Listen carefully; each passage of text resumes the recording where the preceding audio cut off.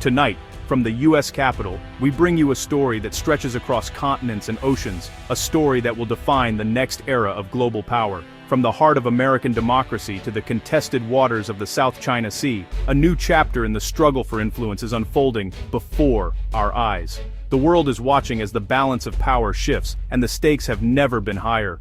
The United States now faces a critical strategic dilemma. Should it continue to maintain its aging navy, with ships that have served for decades but are now showing their age, or should it take bold action to counter a rapidly expanding Chinese fleet that is modern, formidable, and increasingly assertive? China's navy is growing at a pace the world has rarely seen, launching new warships and projecting power far beyond its shores. The race for naval supremacy is intensifying, and every decision carries enormous consequences. But this contest isn't just about ships or military hardware, it's about global influence, the security of nations, and the very future of the international order that has shaped the world for generations.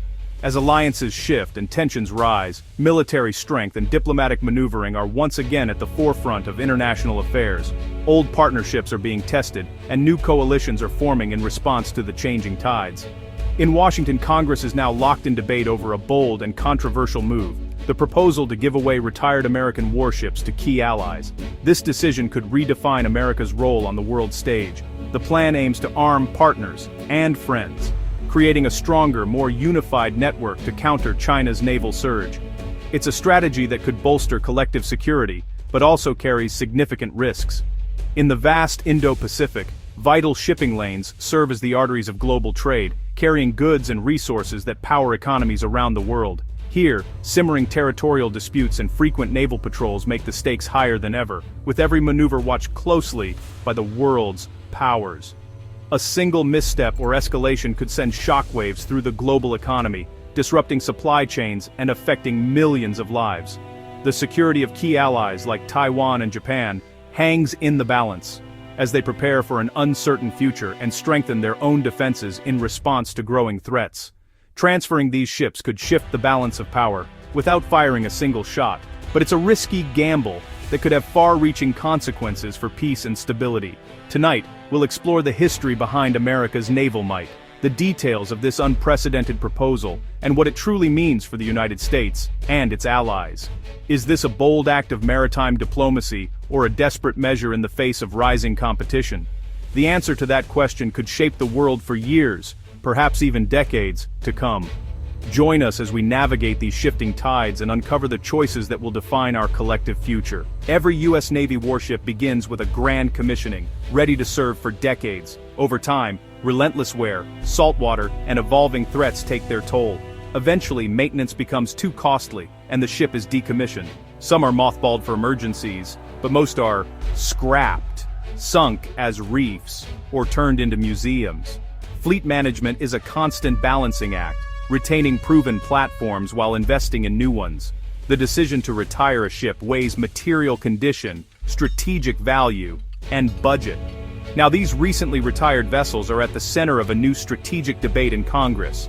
Could these old warships find new purpose in the hands of America's allies? While America focused its military might and resources on the wars in the Middle East, from Iraq to Afghanistan, a different kind of transformation was quietly unfolding across the Pacific.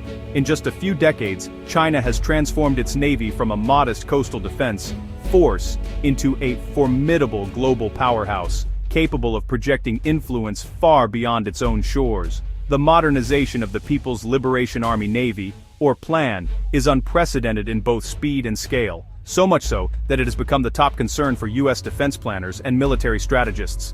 China's ambitions are clear: to deter U.S. intervention over Taiwan, assert dominance in the South China Sea, and secure its maritime interests in contested waters. At the heart of this ascent is China's shipbuilding industry, which now dwarfs America's. Chinese shipyards churn out modern warships at a staggering rate, reshaping the balance of naval power. Advanced destroyers, aircraft carriers, and amphibious assault ships are launched with alarming frequency, each new vessel a symbol of China's growing maritime ambitions and technological prowess. The plan now operates far beyond its home waters, conducting escort missions, participating in international exercises, and protecting vital trade routes across the Indian Ocean and beyond. This dramatic expansion signals China's intent to shape the global order on its own terms, challenging the status quo and asserting its presence on the world stage. The United States now faces a rival that is not only catching up but in some areas aiming to surpass American naval capabilities, setting the stage for a new era of great power competition at sea. The world's oceans, once considered America's uncontested domain, are now arenas of strategic rivalry, where control of sea lanes and maritime security are up for grabs. As the balance of naval power shifts, the stakes for maritime supremacy and the future of global security have never been higher.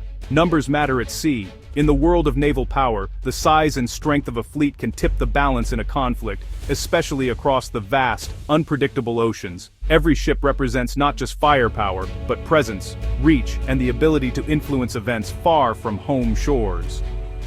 The People's Liberation Army Navy, or PLAN, now boasts over 370 ships, a staggering number that has grown rapidly in just the past decade. By 2030, projections suggest the PLAN could field as many as 435 ships, making it the world's largest navy by sheer numbers. The U.S. Navy, meanwhile, currently operates 296 ships, and with aging vessels and budget constraints, that number may shrink even further in the coming years. This growing ship gap is causing deep concern among military strategists and defense planners in Washington and beyond. The Pacific Ocean, with its immense distances and strategic choke points, amplifies the importance of fleet size and readiness. But it's not just about quantity. Technology, training, and experience play a crucial role in determining which navy would prevail in a crisis. The U.S. still leads the world in aircraft carriers, advanced nuclear-powered submarines, and decades of global operational experience. American carriers project unmatched air power, able to launch strikes and defend allies anywhere on the globe. U.S. submarines are stealthier, more advanced, and capable of striking from the depths with little warning. U.S. sailors are highly trained and excel in joint operations with allies, building trust and interoperability across the world's oceans. Yet, China's fleet is not only modern and multi-role, but it's also growing at a pace never before seen. In a regional conflict, especially close to China's shores, China's sheer numbers could overwhelm U.S. and allied forces before reinforcements could arrive. The PLAN's ships are equipped with increasingly advanced weapons, sensors, and missile systems, making them formidable opponents. As Admiral Charles Richard warned Congress, the pace at which China is building and fielding new naval capabilities is unprecedented. China is launching new warships at a rate the U.S. struggles to match, with shipyards working around the clock. The U.S. may still have the edge in quality, innovation, and combat experience, but China's growing quantity and modernization are rapidly changing the game, forcing a global rethink of naval strategy. The Pacific is becoming a more contested and dangerous arena, where miscalculation or escalation could have global consequences. The U.S. must adapt, innovate, and invest in its fleet, or risk losing its maritime edge to a rising challenger. The balance of power is shifting before our eyes, with every new ship launched and every new strategy tested at sea. In this new era of great power competition, the next move could define the future of naval warfare and the fate of the world's oceans. Facing a shrinking fleet and a rising rival, Congress is considering a new approach, donating retired U.S. warships to allies. The plan would grant powerful, aging cruisers to partners on the front lines of Chinese expansion. These ships, though costly for the U.S. to maintain, could be game changers for smaller navies. Building new warships takes years and billions. Transferring existing ones offers a rapid boost. This third-party transfer isn't new, but the urgency and scale are unprecedented. The goal: create a more distributed, resilient force in the Pacific and complicate Beijing's calculations. It's a pragmatic move, leveraging old assets to meet new threats. Donating warships is about more than hardware. It's about reshaping Indo-Pacific security. By arming allies like the Philippines or Taiwan, the U.S. builds a network defense against aggression. Integrated deterrence means U.S. and allied navies operate together, raising the cost of conflict for any adversary. These transfers send a powerful message of American commitment and strengthen diplomatic ties. Shared platforms foster joint training and deeper cooperation.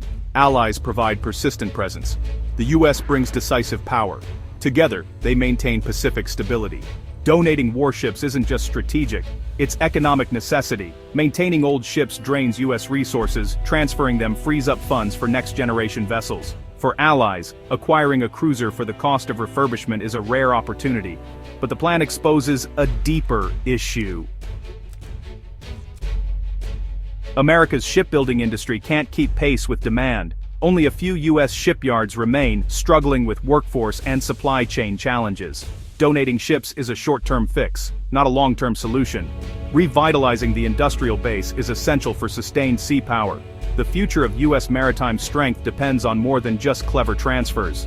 Experts see both promise and peril in the warship donation plan. The main risk: older ships could become burdens for smaller navies lacking resources for upkeep. Without robust support, maintenance, training, spare parts, these gifts may turn into liabilities. Technology transfer is another concern. Sensitive systems must be protected from compromise. Still, the strategic payoff is real, visible US commitment and more allied ships at sea. The key is careful partner selection and long-term support. Done right, the program could multiply allied strength and deter aggression. Done poorly, it could waste resources and create new vulnerabilities. Success hinges on execution, partnership, and shared vision. The debate over donating retired warships reflects a world in flux. China's naval rise demands creative solutions to maintain deterrence and order. Giving old ships new life with allies offers strategic, economic, and political benefits. But challenges remain. Logistics, technology, and long-term commitment are critical. The decisions made now will shape the global balance of power for years. As Congress acts and ships prepare for transfer, the world watches the Indo-Pacific. The real test will come at sea, not in committee rooms. America's next move will help define the future of maritime security.